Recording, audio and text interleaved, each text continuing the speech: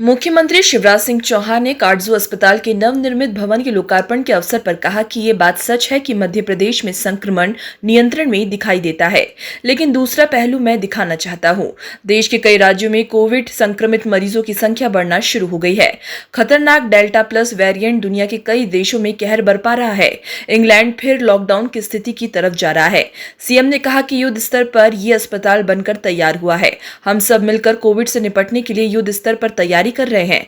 200 बिस्तर का यह अस्पताल है, 50 आईसीयू बेड, 150 ऑक्सीजन बेड है। कोई बेड ऐसा नहीं जिस पर ऑक्सीजन ना हो। ऑक्सीजन प्लांट भी लग रहा है। जंबो सिलेंडर का इंतजाम हो रहा है। लिक्विड ऑक्सीजन के भंडारण की व्यवस्था भी की जा रही है। कोशिश हमारी ये है कि तीसरी लहर की तीव्रता को खत्म करके संकट बढ़ने ना दे। ये बात सच है कि मध्य प्रदेश में अभी संक्रमण नियंत्रण में दिखाई देता है, लेकिन मैं दूसरा पहलू मध्य प्रदेश की जनता को दिखाना चाहता हूं। देश और दुनिया के देश के कई राज्यों में, स्पेशली महाराष्ट्र में, केरल में कोविड के पेशेंट्स की संख्या लगातार बढ़ना शुरू हो गई है। और केवल देश की बात नहीं कर रहा, खतरनाक डेल्टा प्लस वेरिएंट दुनिया के कई देशों में कहर बरपा रहा है।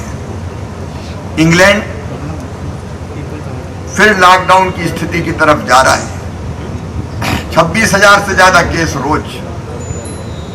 अब यूके में लगातार आ रहे हैं। एक नहीं, दुनिया के अनेकों देशों में दूसरी लहर के बाद तीसरी लहर, तीसरी के बाद चौथी लहर आने का क्रम जारी है। मध्य प्रदेश को अगर आप देखें तो मध्य प्रदेश में यह बात सच है कि अभी पूरी तरह से नियंत्रण है, लेकिन हम 33 केस तक पहुंच गए थे मध्य प्रदेश में।